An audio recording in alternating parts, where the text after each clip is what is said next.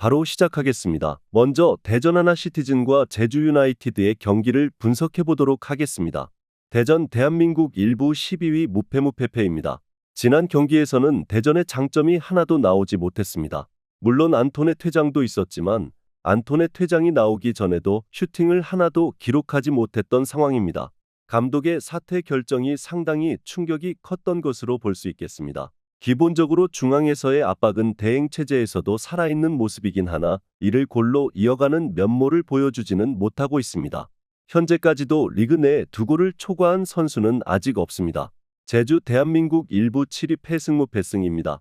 제주도 지난 경기 이겼지만 고민인 득점력을 해결한 상황은 아닙니다. 특히 변화를 줄 수 있는 뎁스적인 옵션이 상당히 아쉬운 상태입니다. 지난 경기에서도 U22 자원들 위주로 교체 멤버를 꾸렸습니다. 사실 감독의 전술 자체도 이탈로가 막히면 답이 없어지는 상황에 직면하는 경우도 잦은 편입니다. 미드필더 위주의 이탈자와 전술적인 면모 모두 아쉽다고 볼 수 있겠습니다. 두 팀의 공격성이 상당히 아쉬운 상황입니다. 대전은 공격적인 전개도 문제인 듯하고 제주도 늘 이탈로가 막힌 상황에서의 대응이 깔끔하지 못한 데다 뎁스도 상당히 모자란 모습입니다. 골을 넣는 것은 두 팀이 모두 문제가 될 듯합니다. 언더 2.5 양상 속 무승부를 예상합니다. 다음은 강원FC와 전북현대의 경기를 분석해 보도록 하겠습니다. 강원 대한민국 1부 4위 패승무승승입니다. 전반적으로 중앙에서의 힘싸움에 능한 모습은 잘 보여주고 있는 상태입니다. 물론 압박으로 인해서 생기는 리스크인 후반에서의 실점 문제는 남아있는 모습입니다. 다만 이 양상도 후반의 난전을 만드는 것으로 어느 정도 리스크를 감싸는 모습 자체는 있습니다. 지난 경기에서도 압박으로 상대가 공을 달고 나오는 것을 저격하는 것으로 어느 정도 강원이 효과를 본 모습은 보여준 바 있습니다. 전북 대한민국 1부 11위 패패패승호입니다. 전북은 김두현 감독을 선임했습니다. 수비를 만지는 데에는 어느 정도 역량을 보여준 바 있었습니다. 지난 시즌 감독 대행으로 9경기에서 6실점만 허용하는 모습입니다. 최근 두 경기에서 모두 무실점을 기록한 호조를 어느 정도는 이어갈 수 있을 것으로 보고 있습니다. 다만 여전히 송민규, 박진섭 같은 선수들의 개인 기량의 공격을 맡기고 있는 듯한 양상이 없지는 않다는 점이 단점이라고 볼 순 있을 듯합니다. 전북의 경우도 어느 정도 수비를 해내는 면모에서는 기대를 걸어볼 만하다 치더라도 공격에서는 여전히 개인 기량에 무언가를 걸어보는 상황이 잦다는 점이 포인트입니다.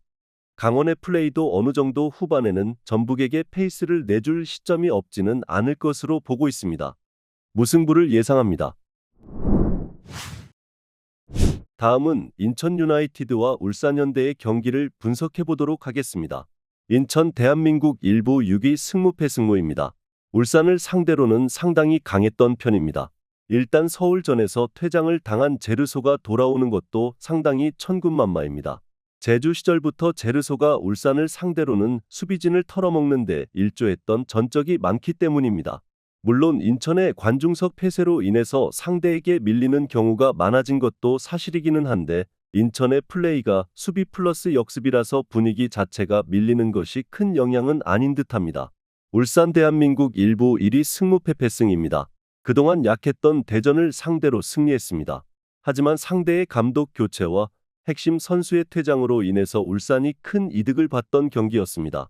사실 울산이 강원이 잠근 상황에서 거의 아무것도 못했던 전적을 생각하면 여전히 수비 플러스 역습에 강한 팀을 상대로 보여줄 경기력에 대한 의문은 가지고 있어야 할 듯합니다. 이 상황에서는 이동경이 군대로 간 것이 상당히 아쉬운 상황입니다.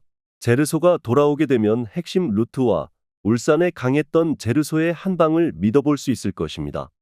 울산이 인천 같이 잠그는 팀에 대한 공략법도 확실하지는 않을 것입니다. 인천의 홈 관중석 폐쇄라는 징계를 받아서 상대에게 분위기에서 밀리는 모습이 없지는 않은데 수비 플러스 역습 성향의 팀이라서 페이스가 밀리는 것 자체는 문제가 아닙니다. 인천 유나이티드의 핸디캡 승리를 예상합니다. 마지막으로 수원FC와 대구FC의 경기를 분석해 보도록 하겠습니다. 수원FC 대한민국 1부 5위 패패승승패입니다. 기본적으로 상성에서는 뒤지지 않는 모습입니다. 그동안은 매일 공세에 치중하다가 대구의 딸깍 축구에 당하는 상황이 잦았는데 이제는 조직력이 많이 올라온 상황으로 해석할 수 있을 듯합니다. 다만 지동원 플러스 이승우가 모두 장염 증세로 지난 경기 동행을 하지 않은 상태입니다. 이 두 선수가 이 매치에서도 완벽한 상황으로 돌아올 수 있을지는 미지수입니다. 특히 이승우가 없으면 후반의 페이스를 바꾸어 줄 선수가 없습니다. 대구 대한민국 1부 11위 패패승승패입니다. 대구 박창현 감독은 영권들의 성장을 상당히 중요하게 여기는 듯합니다. 다만 영권들이 가지고 있는 실수라는 면모가 핵심입니다. 지난 경기에서도 박세진이 공을 몰고 나오다가 공을 빼앗긴 것이 실점으로 이어진 모습입니다. 나름 에너지 레벨이 상당히 올라온 모습이기는 하더라도 문전에서나 수비에서나 침착성이 다소 부족한 상황으로 볼 여지는 있습니다. 수원FC에 이승우가 있다면 몰라도 장염 증세가 있어서 완벽한 상태로 나오기 어렵다면 후반의 페이스를 바꾸는 것은 어렵습니다. 그나마 대구도 문전에서나 수비에서나 보여주는 섬세함이 부족한 것은 사실입니다. 언더 2.5 양상 속 무승부를 예상합니다. 영상에서 알려드리는 내용들은 모두 1차 분석 내용들이며 2차 분석과 최종 조합픽은 영상 하단 고정 댓글 링크로 문의 주시면 안내 도와드리도록 하겠습니다. 시청해주셔서 감사합니다.